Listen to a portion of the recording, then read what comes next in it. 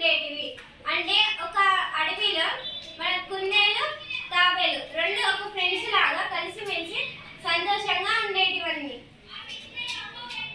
ఒకనాడు కుందేలు తాబేలుతో